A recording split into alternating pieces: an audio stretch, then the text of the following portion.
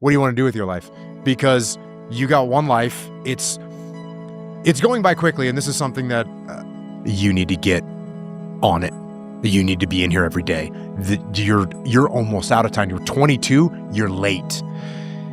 Because I realized I saw a lot of people that didn't have any sense of urgency in their life. Purity in physical pursuits, right? Because it doesn't matter what your social status is. It doesn't matter how people perceive you. When it comes down to how long can you stay in that pool, when it comes down to how far can you run, when it comes down to how much can you push yourself past the part where you want to quit, how far can you keep going? There's a purity in that it dissolves social order, all that what people think about you goes out the window. It's who are you right now? That's right. Who are you right now? Lose! I don't lose! I win! I win! That's my job! That's what I do! Who the fuck gonna stop me? Ain't nobody worrying about me.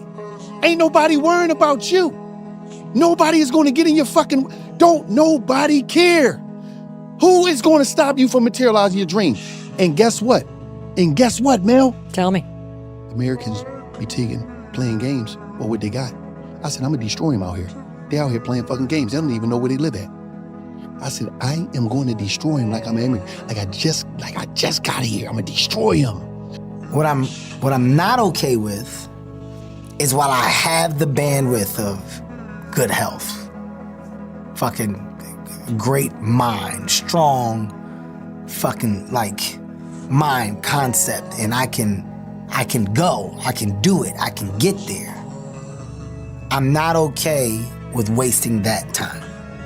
Every fucking day I wake up and I don't want to do some fucking shit. I'm like, okay, man, do you want to be a today? Do you want to feel like a little? Do you want to walk around all day knowing that you could but you didn't? So it's perform without purpose. You have to learn how to get up and do shit when you ain't got no fucking 5K, no 10K, nothing. Nothing exists. Your life fucking sucks. You're in the fucking dungeon. But guess what, motherfucker? I'm still going to get it. Nobody believes in you. You've lost again and again and again. The lights are cut off, but you're still looking at your dream, reviewing it every day and say to yourself, it's not over until I win. I'll just say I came to a place in life where I just didn't like me anymore. I looked in the mirror and I'm like, I will not spend the next 50 years with this guy like I have the last 50. I don't like me. Nobody around likes me. I can't. And I saw myself. And I saw what everybody said I was going to be, which was nothing. What I said I was going to be, that conversation you have, that's who I was. So that's why I lied to people to tell them a different version of the truth. Sure. I had to make all those lies reality. I had to make them real. I had to become a real person. So that's when I put in my mind that I'm going to go to the toughest military training on the planet. And where it has the most water, the thing I was scared of the most, I had to go back. People are so constrained in their thinking of what level of effort is because they haven't considered what trading way more for that thing is. But they would be willing to trade far more for that thing if the trade were clear. But because they've never tried hard at anything, they just think, oh, this is what trying looks like, which might be like the occasional Google search and a couple hours a week of like watching some videos on YouTube on something. It's like, that is not trying. Like, that is not trying. Like, if you cannot count the amount of repetitions that you're having in the hundreds, that is not trying. But God said, hey, motherfucker, testing you today. And I'm gonna test you tomorrow. And I'm gonna test you again. I'm gonna let you alone, man. Pray all the you want. Pray. Get on your knees, boy, pray. I'm gonna still kick your ass. So the more I realize this is my journey, and the more I realize, where's all my friends? They ain't fucking nowhere around. It was you. So you better figure out who the fuck you are on this journey. And those few people many people don't like you, so be it. But you first have to figure out you, because a lot of people die with a lot of untapped potential because they're trying to be somebody that they're not. I will have to limp the last mile, even if no one's watching, because I can't let the demons in. And if I let the demons in, they'll show up in the 11th round of a championship fight when there's 50,000 people watching me in the audience, and I know deep in my self-story that I'm the type of person that quits when things get hard because I got off that treadmill at mile 9 when no one was watching. No one's gonna fucking come to help me. It's fucking me against me, period.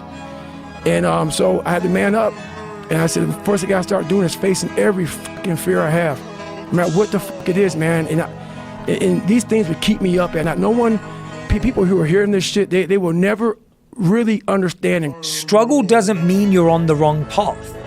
It usually means you're on a real one, right? Struggle doesn't mean you're making a mistake. Struggle could mean that you have a lot to learn to get to this goal. If you give up because something's hard, it means you didn't care enough about the thing. Your biggest enemy is you. My whole book is about you battling yourself. People don't understand it's you against you. The only person that gets in your way is you. Nobody else. It's you. Hell is when you look at who you could have been and realize that you're not that person. And then I think, if I were to make that man, what would I put that man through to make him who he is? Like, it wouldn't be easy times. It wouldn't be quick wins. It wouldn't even be easy wins. It would be the toil and the struggle of achieving and reaching for things that are right out of grasp, that are right above my threshold, and continuing to do that to like lift the weight, to build the muscle, to break it down and do it over and over again, because like that's what creates the character traits that are the man that I want to be. And so when I'm going through those like really harder times, I like to think of like looking in my mental mirror of like, I'm making you. I'm not there yet, but I'm making you. Are you settling or are you moving mountains? And I really like that, because like whenever I'm looking at these choices that I feel like sometimes feel bad, I'm like, is there another option that I could see if I move the fucking mountain? Like, most things are hilariously easy to do. It's just more easy. It's easier to just do nothing. Most people do nothing and get nothing and are dissatisfied because their expectations that they would get something for that nothing of work. What's crazy is that the highest levels of effort are so rare amongst people that you can unlock most things in the universe with it by just really trying like your life depends on it, because it does.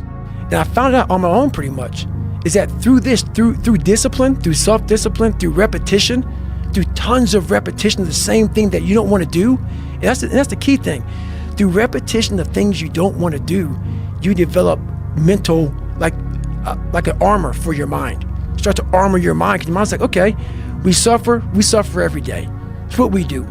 We do stuff that sucks every day. So then when the suck stuff comes, you're ready for it. And that's how I started coming up. You know, I just started being very uncomfortable. And now it's like just a way of life. Every day when you get out of bed, life's standing right there to kick you in the fucking face, man. Could be anything. Could be you get up and you walk downstairs, you got a fucking flat tire and you're late for work and you got this and that. Life is gonna throw all kinds of crazy shit at you, right? And you have to be ready for it, and you got to fucking deal with it. You can't curl up into a ball. You can't run away from it. You can't hide. You have to take all this shit head on. You have to get up every day. When I get up out of bed, I strap up and I'm getting ready for fucking war. But the problem is that you have to face what you don't want to face in order to fix it. Yeah. And so you look at all the things about yourself that need to be burned off, that need to be dispensed with. And that, man, especially at the beginning, especially if you're screwed up, that may be like 95% of you just has to go up in flames. And it's painful. Even some of that stuff that you have to burn off doesn't want to die, and it'll scream in agony while you're burning it off. It's not pleasant. If it faces the problems, can transcend them. Self-esteem is earned. It's only earned by you with yourself.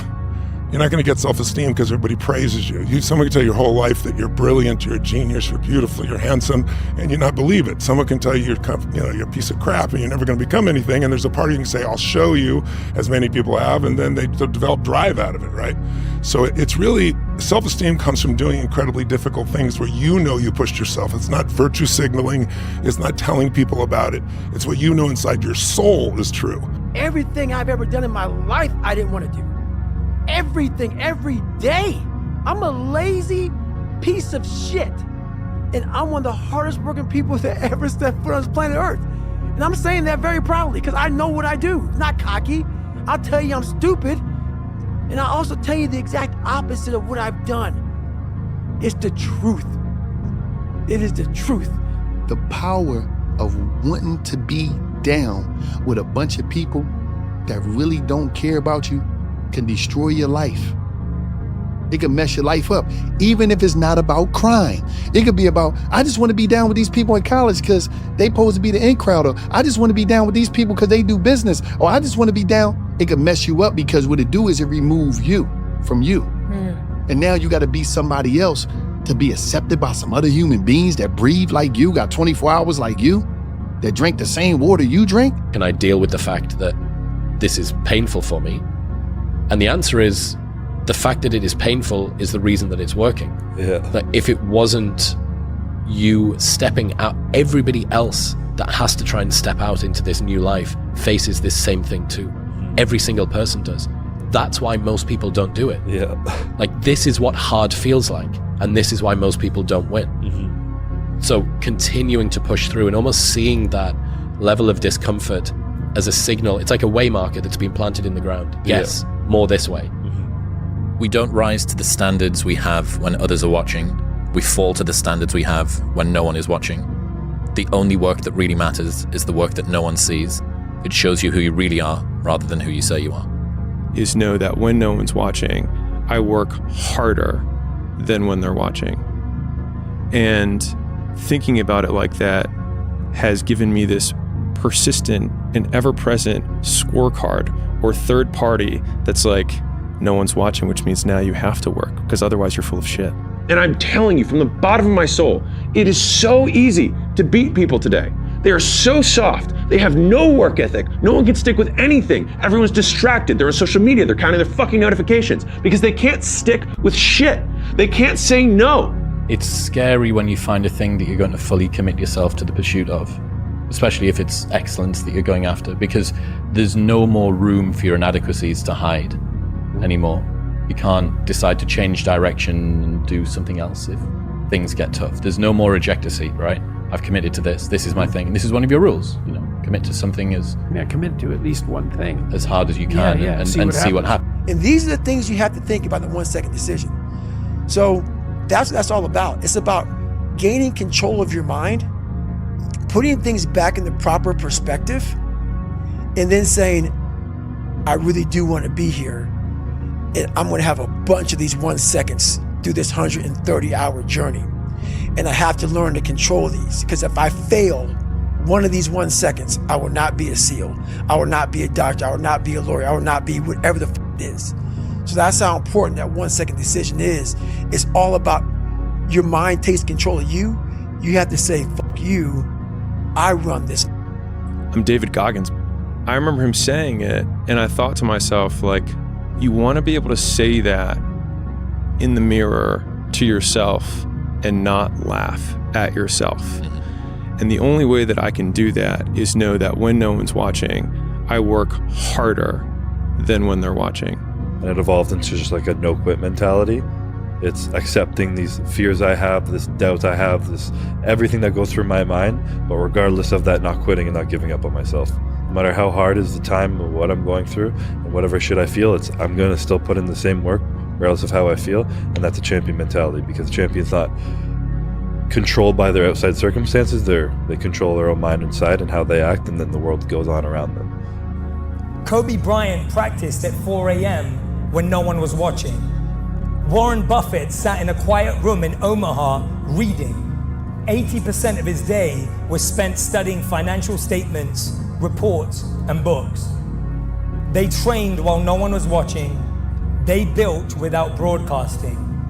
They worked in silence so they could rise without noise. So, whilst everyone is putting pressure on visibility, feel comfortable becoming invisible. That is not solving it to feel good. Not feeling good is part of what gives you drive. It either destroys you or drives you. You have to make those choices. And most of us will not let it destroy us if we don't medicate ourselves, if we find a way to push through. But if you don't have to, people go for comfort. And comfort will never make you proud. Comfort will make you strong. Because I know where I came from, and I don't ever want to go back. That doesn't mean I don't want to go back to the city. That doesn't mean I want to go back to the people. That means I don't want to go back to living like I once was. I want to go back and I want to help. I want to inspire, I want to motivate. I want to show people that there is a way out, that there is a way to do more, to get more, to obtain more. But I personally don't want to lose all that I've been able to get. So I need to make sure that I do everything to keep it. So I can't be content. Mental toughness, you've taught me. The definition of that is disciplined thinking and disciplined action under pressure and fatigue. So discipline to commit to things even when, especially when, you don't feel like it. The alarm clock goes off at 5:30 in the morning, 5 a.m. It's raining outside, it's dark, it's wet. Every ounce of me that just wants to pull the duvet over my head.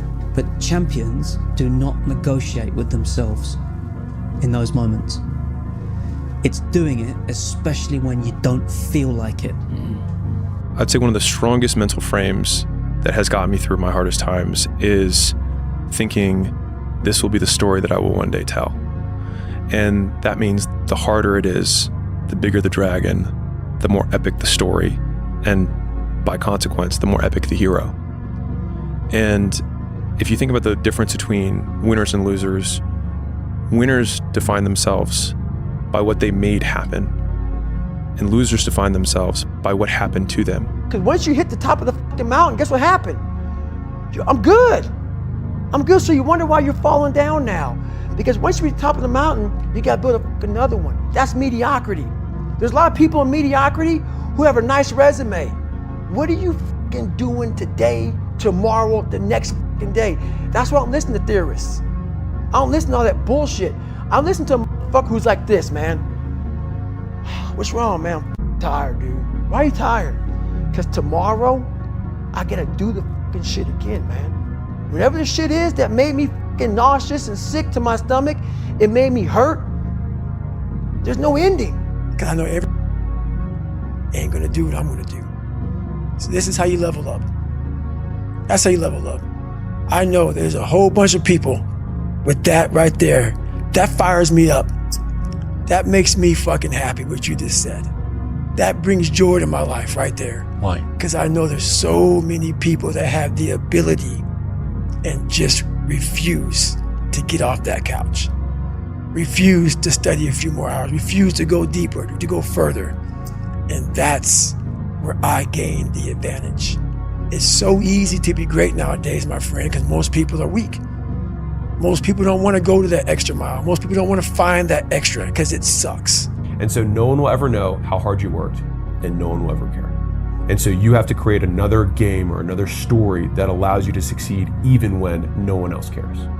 Which is why you have to be the one who cheers for you when no one else is watching. Just know that no one will understand, and that's okay, because you know, and you're the only person whose respect you need to earn. And you're also the hardest person's respect to earn, because you know when you're bullshitting you. The strongest force in the human personality, for any human being, you, me, doesn't matter. The strongest force is that we need to stay consistent with the way we identify ourselves, right?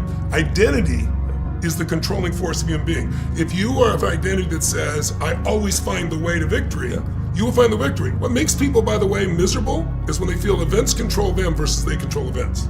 And all it is a shift in here and here, right? To achieve true greatness, you must be mad.